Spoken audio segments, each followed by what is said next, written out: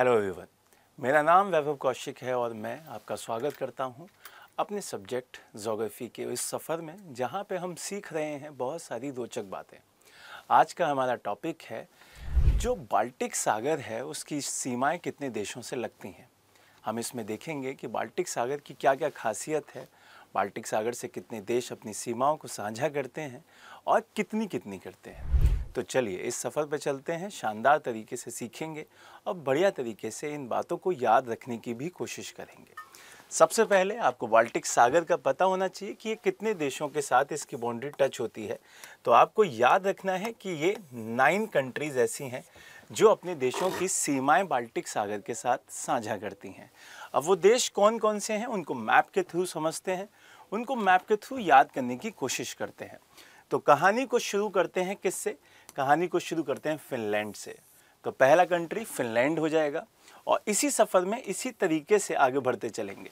Finland के बाद यहाँ पे जो रशिया है उसको अभी नहीं जोड़ेंगे। यहाँ से एस्टोनिया दिखाई देगा, सेकंड नंबर पे एस्टोनिया लेंगे, फिर तीसरे नंबर पे लाटविया लेंगे। लाटविया के बाद आपको दिखाई देगा लिथुआनिया। फिर उसके बाद यहाँ से आगे बढ़ेंगे, अब यहाँ पे रशिया दिखाई देगा। तो रशिया का ये हिस्सा यहाँ पे टच होता है। रशिया के बाद आपको आगे बढ़ने के बाद ये पोलैंड दिखाई देगा।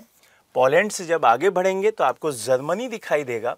जर्मनी से जब ऊपर जाएंगे तो आपको डेनमार्क दिखाई देगा और डेनमार्क से आगे बढ़कर आपको एक शानदार सा देश जिसका नाम स्वीडन है वो दिखाई देगा। आप घूम के दोबारा से हम कहाँ चले जाएंगे?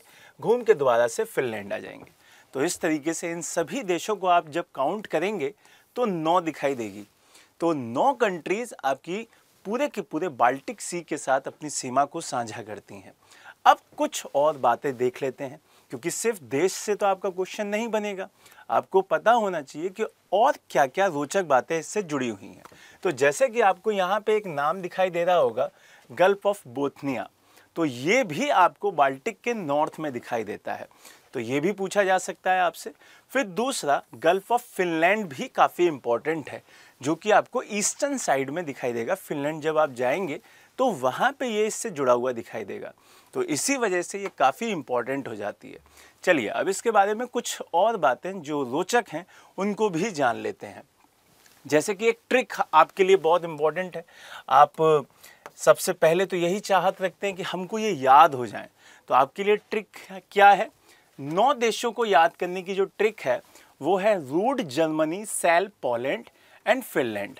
तो रू से मतलब हो जाता है रशिया, डी से हो जाता है डेनमार्क, जर्मनी पूरा का पूरा जर्मनी, फिर सेल करने से एस से स्वीडन, ई से एस्टोनिया, एल से लाटविया और दूसरे एल से हो जाएगा लिथुआनिया। तो ये कितने देश हो गए? ये आपके देश हो चुके हैं 7, बचे 2। तो क्या क्या बेच रहा है? पोलैंड बेच रहा है, तो पी से पोलैंड, और फिनलैंड तो आपको दिखाई दे ही रहा है। तो ये जो 9 कंट्रीज़ हैं इसको बार बार इस ट्रिक के साथ साथ तो याद कीजिएगा ही, लेकिन उसके साथ साथ नामों को भी याद कीजिएगा, जिससे कि वो आपके जहन में बहुत अच्छी तरीके से सेट हो जाएंगे। क्योंकि कभी कभार हम ट्रिक्स भूल जाते हैं, लेकिन जब हम मैप के थ्रू चीज़ें याद करते हैं तो वो नहीं भूलते हैं। क्लियर हुआ? फिर चलते हैं अब कुछ मोस्ट इंपॉर्टेंट पॉइंट्स के बारे में, क्योंकि ये चीज़ें भी पूछ ली जाती है। तो बाल्टिक सागर जो है वो उत्तरी यूरोप, कहाँ पे? नॉर्थ यूरोप में स्थित है और ये एक खारे पानी का एक सोर्स है। खारे पानी का मतलब ये साल्टी वाटर का एक सोर्स दिखाई देता है। दूसरी चीज़ आपको ध्यान रखनी है कि यह अटलांटिक महासागर, अटलांटिक ओशन की एक ब्रांच है और लगभग सभी तरफ से ज़मीन से घिरा हुआ है। ये भी आपको याद रखना है, क्योंकि 9 देश इसके आसपास दिखाई देते हैं। बट आपसे पूछा जाए कि ये कौन से ओशन की ब्रांच दिखाई देती है, तो आपका आंसर क्या होगा? अटलांटिक ओशन की ये ब्रांच दिखाई देती है। बाल्टिक सागर में कई खाड़ियाँ हैं, जैसे कि मैंने आपको गल्फ ऑफ फिनलैंड बताया, गल्फ ऑफ बोथनिया बताया, ये काफ़ी इंपॉर्टेंट है। आगे लिखा भी हुआ है बोथनिया की खाड़ी, फिनलैंड की खाड़ी। यहाँ से आपको 2 खाड़ियाँ गल्फ और दिखाई देंगी, रीगा एंड गदनास्क। ठीक है, ये आपको ध्यान रखनी है। तो ये टोटल कितनी है?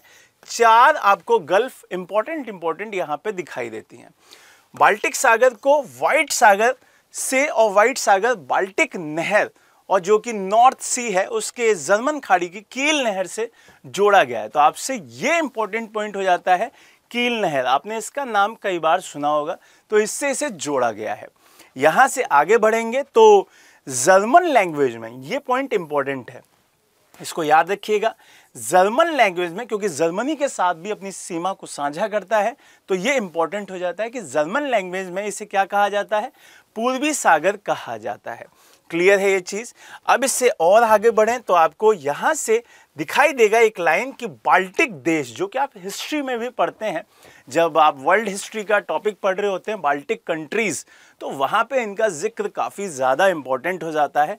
तो आपको याद रखना है कि 3 छोटे छोटे देश उन्हीं में से यहाँ पे लिए गए हैं जिनको बाल्टिक कंट्रीज कहा जाता है, एस्टोनिया, आपका लाटविया और लिथुआनिया। तो ये तीनों आपके लिए याद रखने हैं, ई, एल और दूसरा एल। तो ये आपको मैं बता चुका हूं, ये बहुत इंपॉर्टेंट है। क्लियर है ये बात। तो आखिरी में यहां से जब चलें तो इसमें आखिरी में हम देशों को फिर से याद कर लें कि हमारे कौन कौन से देश दिखाई देते हैं। तो बाल्टिक सागर पर 9 कंट्रीज हैं। पहला डेनमार्क है, दूसरा एस्टोनिया है, तीसरा Finland, Germany, Latvia, Lithuania, Poland, रूस और स्वीडन। तो आज हमने बाल्टिक सागर का सफ़र किया और उम्मीद है ये सफ़र काफ़ी ज़्यादा आपके लिए यूज़फुल रहेगा, आपके एग्ज़ाम्स में काफ़ी मदद करेगा। पढ़ते रहिए। जय हिंद, जय भारत।